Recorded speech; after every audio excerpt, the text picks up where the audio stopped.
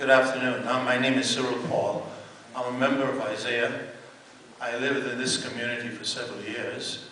I grew up with my two daughters, and they're now very successful people out in the country, in the world, at least in the United States of America.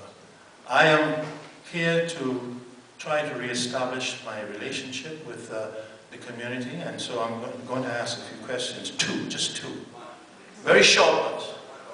One. Okay, can I? They seem to be related, that's why I said two. Okay.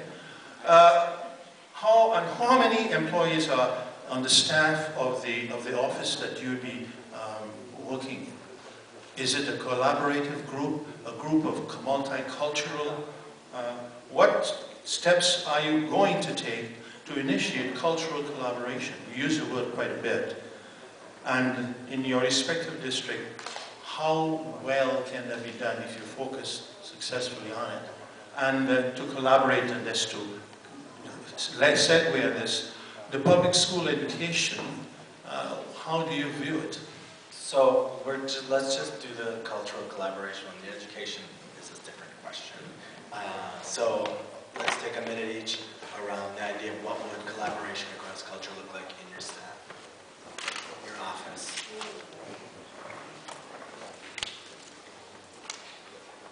The county commissioner has an annual budget of $340,000 roughly to build his staff, and that includes his own salary. So for myself, when I look at how am I going to build my staff, I want to build a staff that represents the community that I serve. I want to do everything I can to have staff that lives in the district. I want to have staff that are competent, that can do the work, and that really wants to engage the community. Because at the heart of it, I want folks in my office working for me who are organizers that will go out to the community and actually talk and engage the community so that we know the pulse of the community and they know that they can come to us for whatever issues that are county related.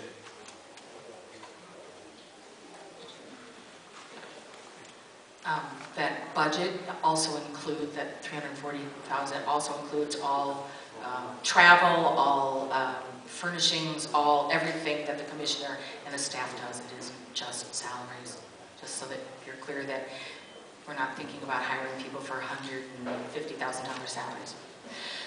There are traditionally two people who work for the county commissioner. One is a frontline secretarial sort of position, and the other is more of a policy aide, a person who will often represent the elected official at various meetings, both internally to the county and externally out in the community. I think that how you collaborate has to be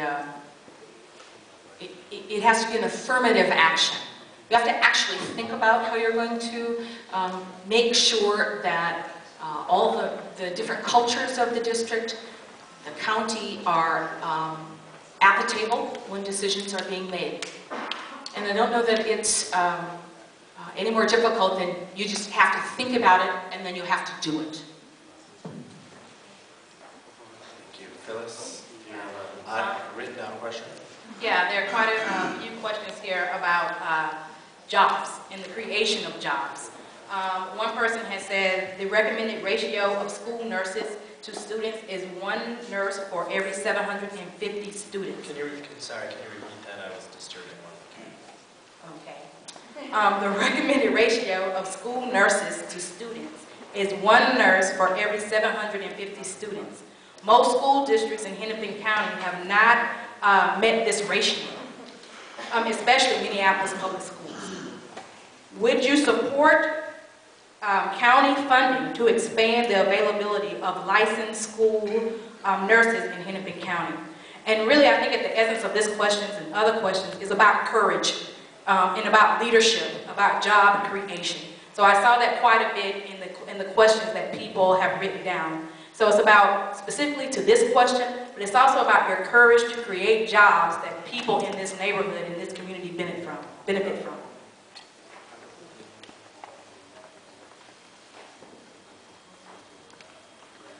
hiring school nurses is not a function of county government. I'm sorry. It is a function of school districts.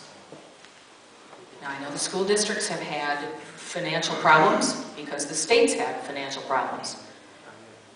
The political party in charge these last 2 years borrowed, in quotation marks, $2 billion in funding that should have gone to our schools.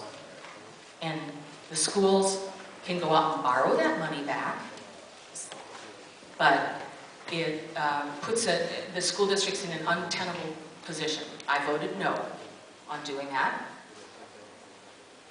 but it is not the role of the county to backfill the school district's hiring. I apologize for that, but it's true. The Minneapolis Public Schools needs to take care of that issue. That's not a county issue, and the county should not fund that at all.